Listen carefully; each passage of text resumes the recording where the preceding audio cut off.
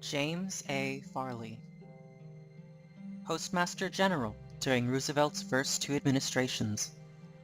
He had been FDR's campaign manager in the elections of 1932 and 1936.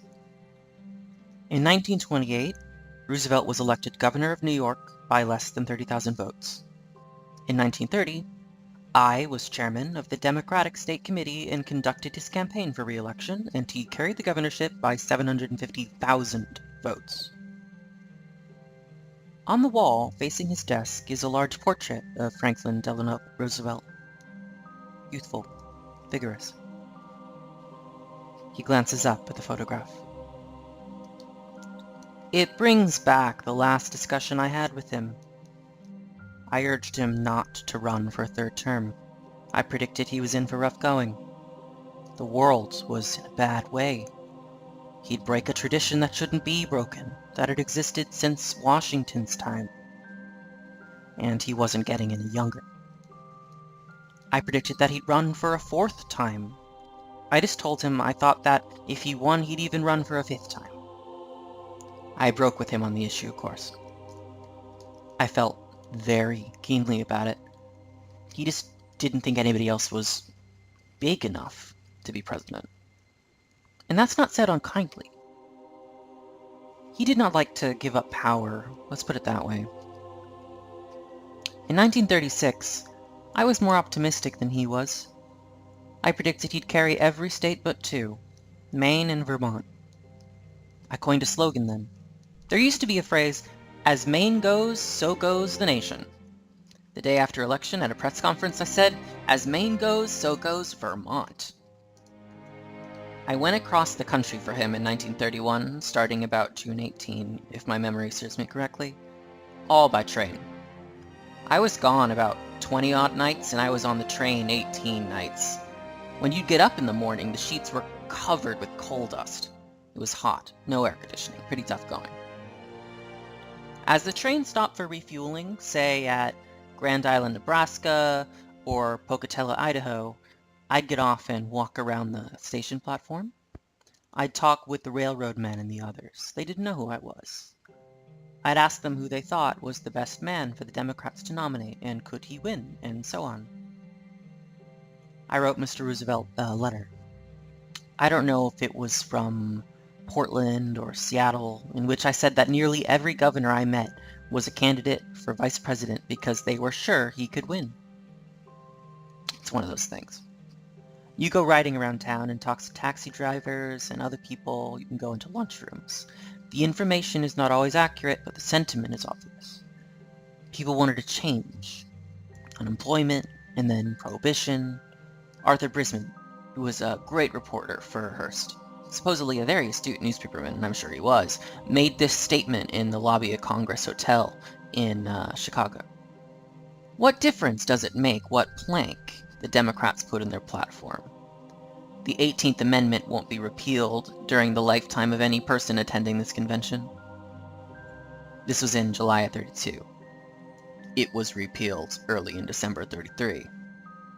Goes to show you how fast public opinion moves. Mr. Roosevelt showed great leadership. He surrounded himself. One of the best men he had around him in those days was Ray Moley. I was sorry to see that relationship broken. And it wasn't Moley's fault, see. I felt those fellows around Roosevelt. He told me in 1940 that the people around the White House thought he was the only one who could win. I looked at him and said, "Mr. President, you know damn well they want their jobs, and if you don't run again, they won't be around here the day after inauguration." I said, "Hull can make a better race than you can, because the third term won't enter into it." Hull was strong, according to the polls. Very few presidents have people around them who talk up to them. If they do, they're not around very long. Moley talked up to him, and so did I, at cabinet meetings and otherwise. I never knew about the court packing until I read it in the paper. The Evening Telegram, that afternoon, the early edition. I wasn't in Washington when he called the cabinet together. I didn't happen to get down to the meeting. So I saw him a few days later. I said, "Why the hell do you call that meeting without letting me know?" He said, "Well, I tried to get word to you, but it was understood you were in New York and I couldn't reach you." I said, "You probably figured I'd be against it." And he said, "Not necessarily." It was a mistake, but I did make speeches in favor of the court bill because I was a member of the administration. They say that Roosevelt in 32 saved our society. He saved our free enterprise system. He saved the banks. He saved the insurance companies. There ain't any doubt but what Roosevelt did in those first 100 days. This was a tremendous job.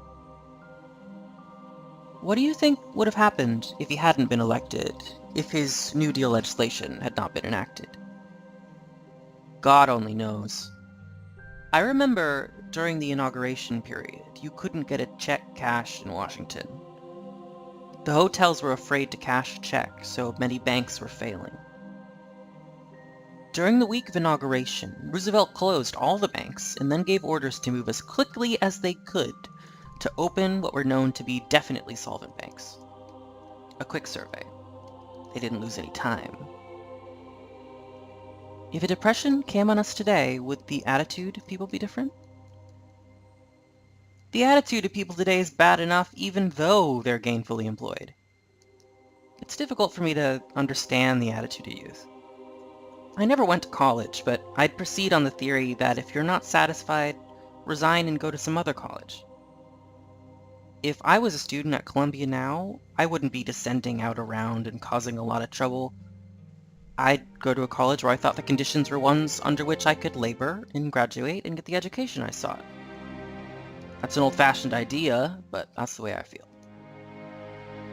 What are your memories concerning Mrs. Roosevelt? I had a very fine relationship with her. She sought my help on many occasions, and I tried to help her. She was very well-intentioned. Despite what may have been said to the contrary, she never interfered with my political activities at all. She'd ask me for my advice and pass on some suggestions, and I'd accept them or reject them. We never had any difficulties. She really was very kindly disposed toward me. After I left the government, friends of mine would see her, and she'd always say that Franklin, referring to him the way she did, didn't handle my situation properly. The only thing that annoyed her is what I had in my book. I quoted her as saying that President Roosevelt was ill at ease with a person who was not his social equal. Well, he was a snob. We're all snobs. We're all kinds of snobs, see. Unknowingly, he talked down to others. A lot of them resented it. You see, he was raised in that kind of patrician society where they looked over their noses, but he didn't realize it. He never thanked me for anything I ever did for him. When he was elected governor, he wrote me, but after that, he never wrote me or thanked me for anything. And I did a lot of things. It never affected my relationship with him. I wouldn't let it. Up to the third term, it was as fine a relationship as ever existed between two men. I was sorry it broke up that way.